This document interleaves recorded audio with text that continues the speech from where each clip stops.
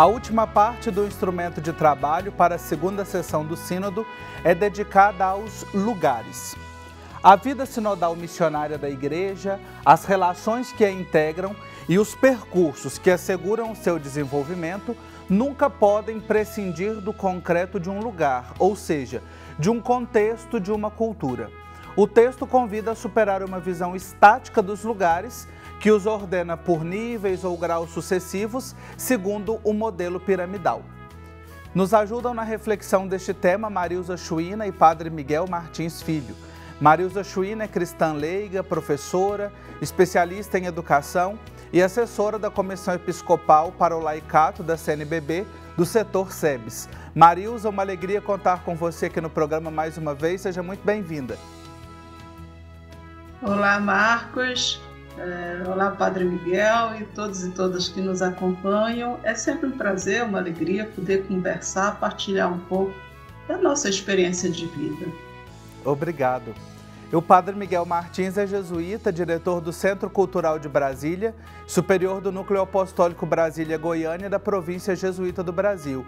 Ele participou como perito da primeira sessão da Assembleia Sinodal e se prepara também agora para a segunda sessão. Padre Miguel, bem-vindo. Obrigado, Marcos. Que alegria estar aqui com você outra vez, com todos os nossos que nos assistem agora. Bom dia, Marilza. É uma alegria muito grande, é sempre um prazer poder contribuir com essa reflexão. Obrigado. Eu quero iniciar essa conversa. Você que está nos acompanhando, nós já tivemos 3 programas precedentes, um sobre os fundamentos da sinodalidade, um sobre as relações, um sobre os percursos e agora a gente encerra com os lugares, como eu mencionei. E, Marilza, eu quero começar ouvindo você porque a gente pode pensar assim, lugar como um espaço estático, físico, e na introdução eu já mencionei que o texto nos traz uma outra referência de lugar. O que significa lugar no contexto da vida sinodal missionária da Igreja? Olha, Marcos, a pergunta nos remete à nossa própria experiência de vida. Quando a gente pensa na nossa história, no lugar de onde viemos e para onde fomos. Quando eu comecei a ler essa parte do texto, eu fiquei pensando um pouco na minha própria história de vida. Eu venho de Minas Gerais, mas eu estou no Mato Grosso. Mas o que eu sou hoje, eu me constituí com a parte dessa história do lugar de onde eu vim. Mas é uma história que continua a partir do lugar de onde eu estou. Então, você tem aí um percurso de relações que são estabelecidas e que são constituídas ao longo da vida. Por isso, a importância do lugar no sentido de valorizar a realidade concreta onde nós estamos inseridos e a Igreja, por excelência, a realidade concreta de onde ela está inserida.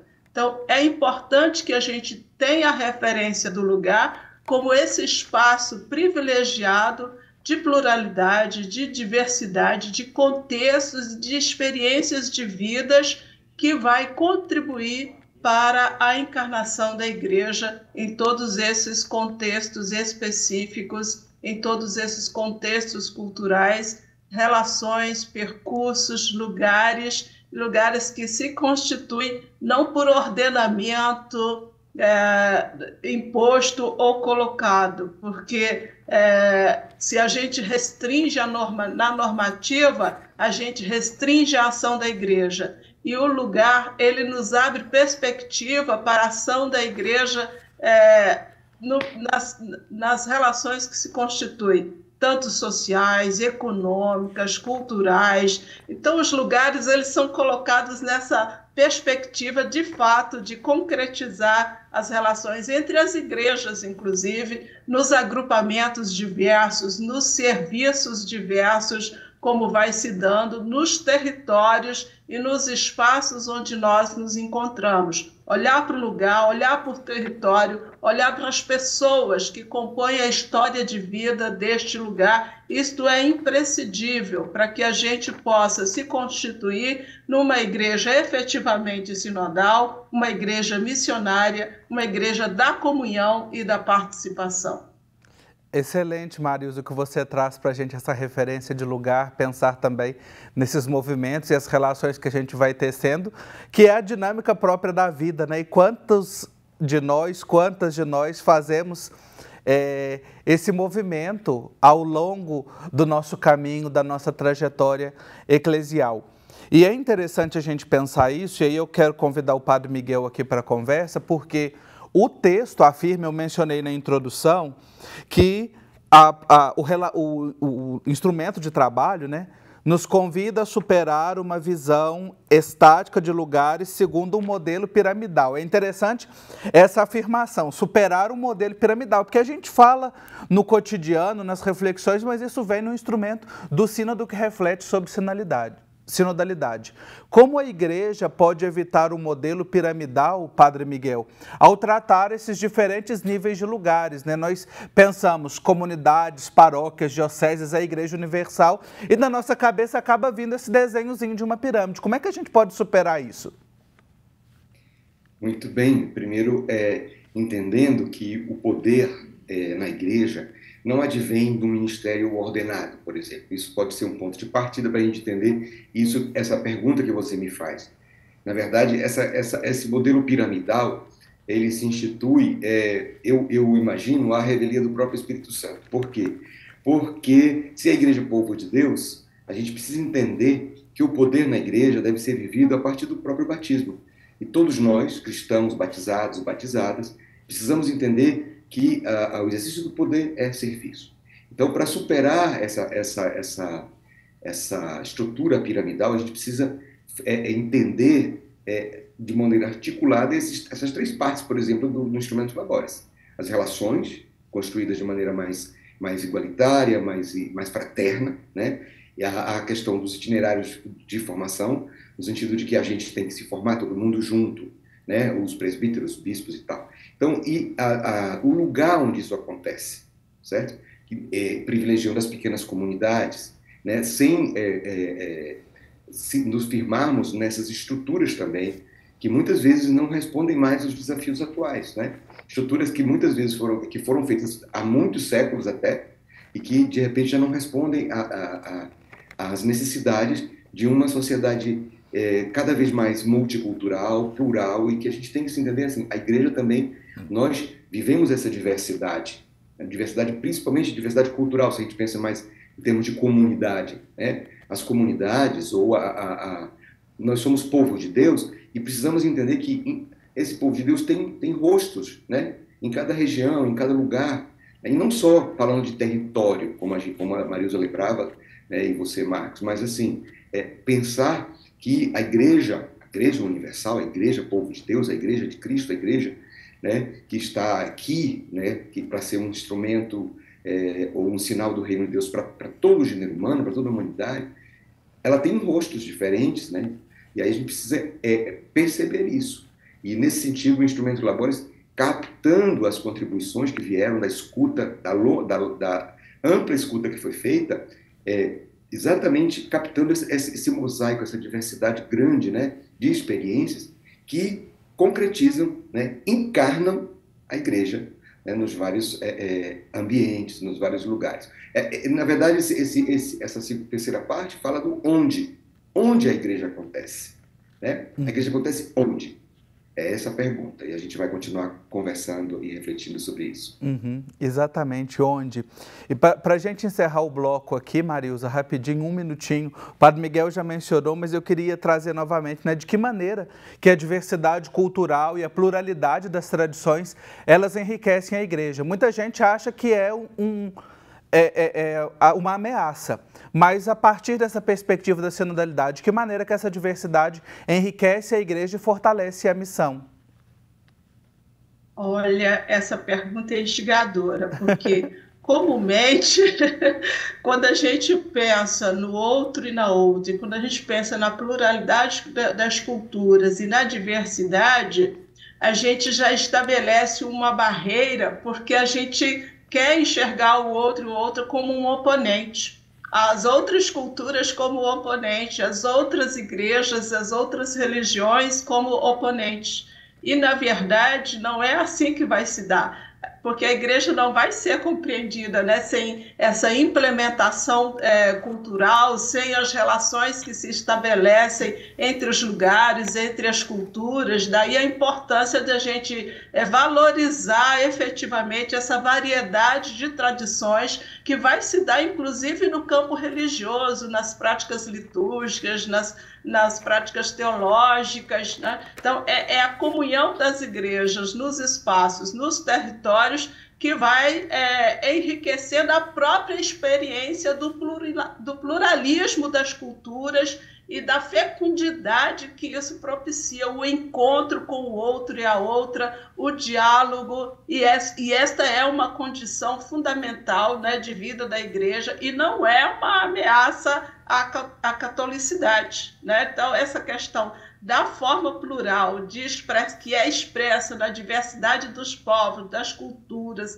das tradições e das línguas, isso é muito sério no sentido de nos desafiar a ampliar a mensagem salvífica de Jesus de Nazaré. Olha aí que maravilha. Olhar com o coração aberto sob o impulso do Espírito para que a gente possa acolher essa diversidade presente nos territórios, nos lugares onde estamos e assim construir o reino de Deus. A gente está conversando hoje sobre os lugares a partir do instrumento de trabalho com a Marilza Chuina e o Padre Miguel Martins. Um intervalo bem rapidinho e já já a gente volta.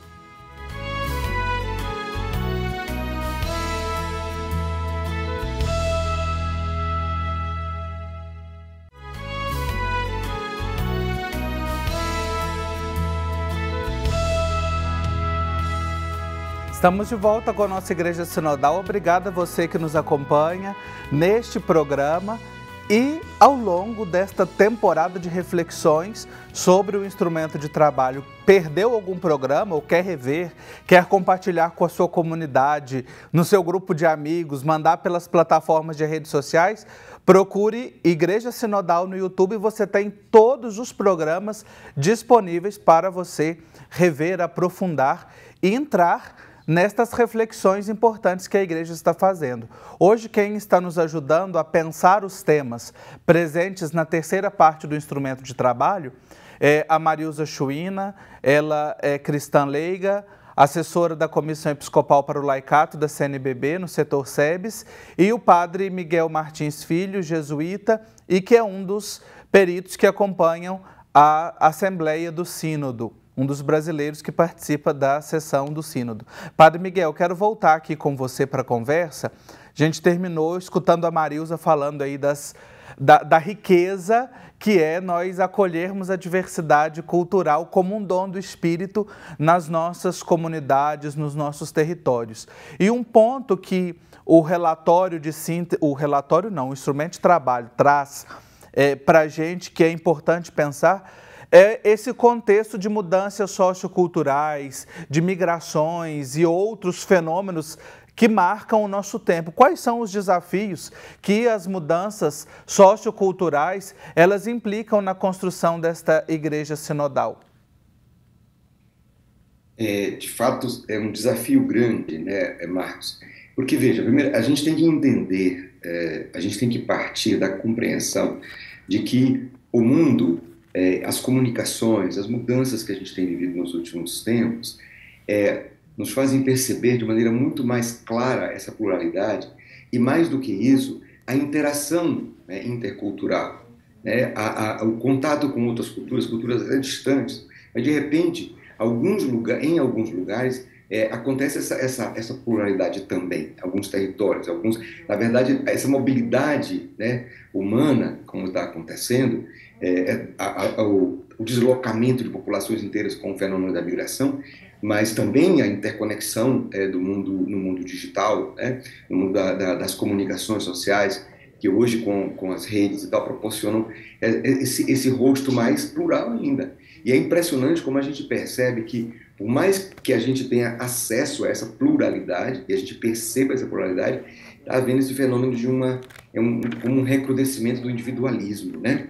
De repente, cada um puxando para si, buscando se apropriar ou buscando impor a sua identidade, a sua cultura, como melhor ou como superior. É impressionante isso, né?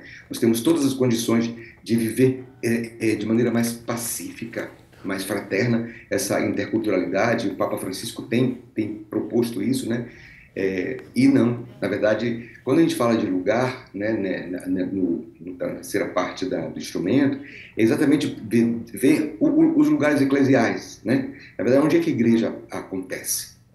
Então, a igreja acontece nesses lugares, que muitas vezes são marcados por um fenômeno mesmo intercultural. Nós somos muitas culturas, e mesmo nos lugares mais, assim, nos territórios ou nos povos, que tem uma cultura mais homogênea, que é um pouco também mais difícil. Cada vez mais as culturas estão se comunicando, né? A gente precisa considerar essa realidade quando a gente vai vivendo a nossa fé. Na verdade, a fé na comunidade ou na liturgia, nas expressões assim da nossa fé, na vivência, que a gente de fato expressa essa fé que a gente vive como comunidade, povo de Deus.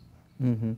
É importante perceber esses elementos, Padre Miguel, que você traz, né? E a mim particularmente me chama a atenção porque, por exemplo, o tema dos migrantes, dos refugiados, que vem acompanhando todo o processo sinodal, e é bonito ouvir isso de um documento, né? Porque no relatório de síntese afirma sobre os migrantes agora novamente, e a gente sabe o quanto essa é uma realidade sensível e cara ao Papa Francisco, e também as outras formas, né, de ampliação das culturas, como você apresenta, né? E perceberei como um espaço de vivência da fé, espaço oportuno para caminhar juntos.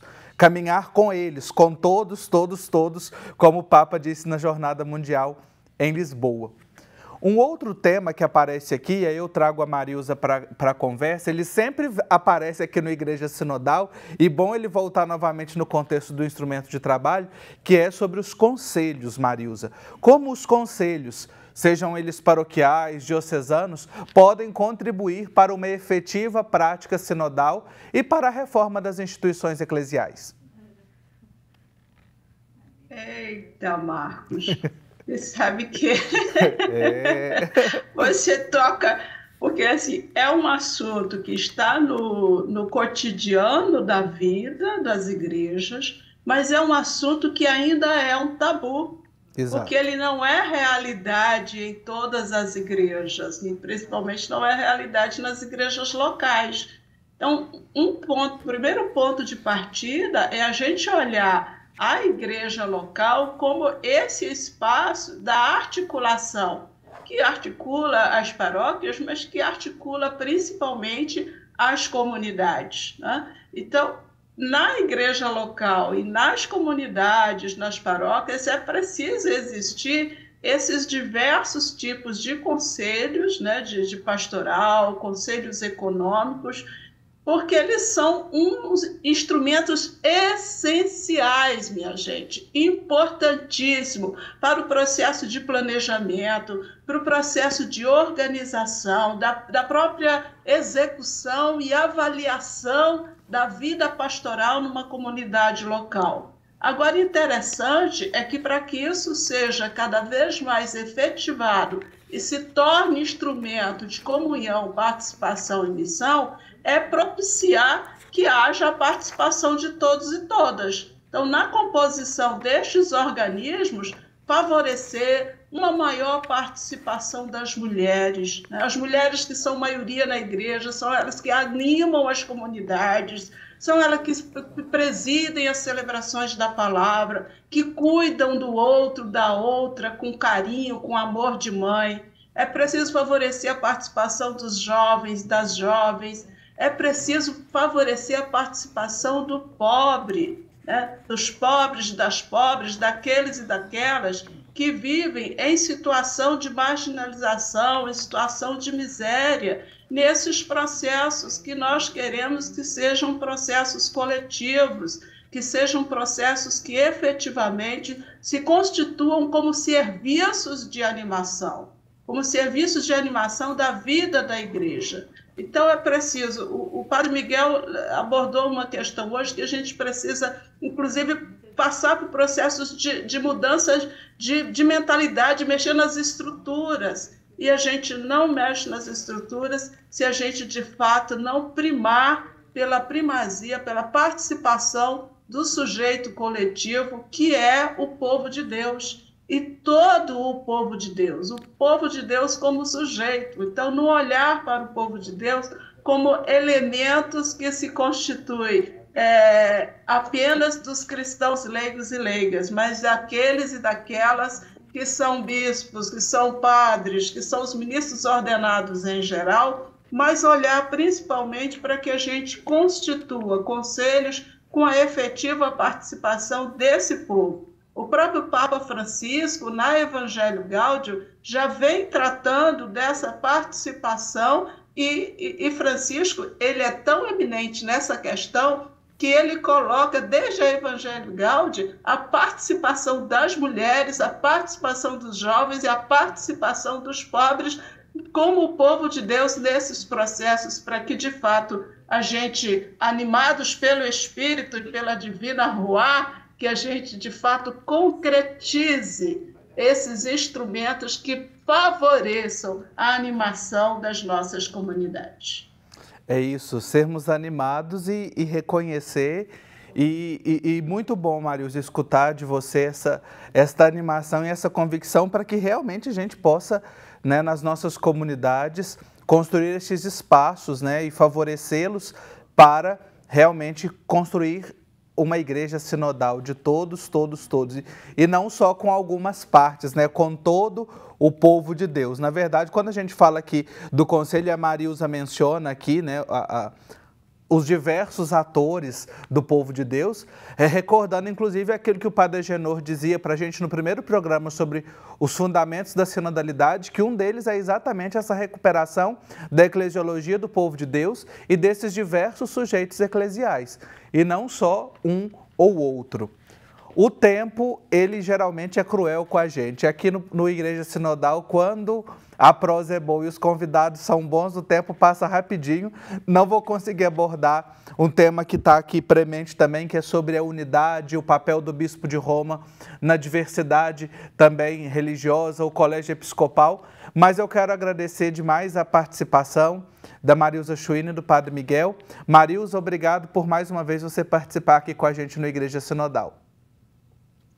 Eu aqui agradeço a oportunidade, estamos sempre à disposição dessa perspectiva de poder compartilhar as nossas experiências de vida e destacar que é muito importante que essas experiências de vida vai nos mostrando o processo sinodal das igrejas locais, e isso vai nos comprometendo com a unidade de toda a igreja e nessa variedade e universalidade que é o povo de Deus. E assim isso, minha gente, não prejudica o ministério da unidade, já dizia o Papa Francisco. Então, vamos com Francisco nessa grande virada teológica que ele nos chama, nessa grande virada eclesiológica da Igreja Povo de Deus. Assim seja, Marilza, e eu agradeço também ao Padre Miguel Martins, jesuíta, co-irmão do Papa Francisco. Obrigado pela sua participação aqui. O nosso abraço e votos de uma boa sessão. Conte com as nossas orações e leve o nosso abraço ao amado Papa Francisco. Com certeza, Marcos. Para mim também é uma alegria muito grande poder participar nesse momento, nessa conversa aqui tão rica e tão bonita, que nos anima tanto. Essa última fala da Marilza, de fato, enche a gente de ânimo. A gente não pode, de fato, desistir diante das dificuldades ou das oposições que possam acontecer. Na verdade, esse processo do sínodo, da sinodalidade, é um momento muito especial que a igreja está vivendo, né? Um momento, podemos dizer, histórico mesmo, porque de fato nós estamos vivendo um tempo de mudança, de proposta de uma nova visão de igreja. E, por exemplo, com relação à questão do poder na igreja, né, de todos os batizados, enquanto nós, ministros ordenados, né, bispos e o próprio Papa, enquanto a gente não se entender como membros do povo de Deus, inseridos nesse povo de Deus, por causa do nosso batismo, a gente não vai avançar. A gente precisa entender que o que nos dá poder não é o ser padre ou ser bispo, é o ser batizados. Então, nós temos que compartilhar isso e viver essas relações, de fato, mais fraternas, né, para testemunhar o amor de Jesus para o mundo inteiro. Amém, que assim seja. E obrigado você que nos acompanhou neste programa de hoje. Na próxima semana, a gente continua as nossas reflexões acompanhando já a sessão da Assembleia Geral do Sínodo. Um abraço.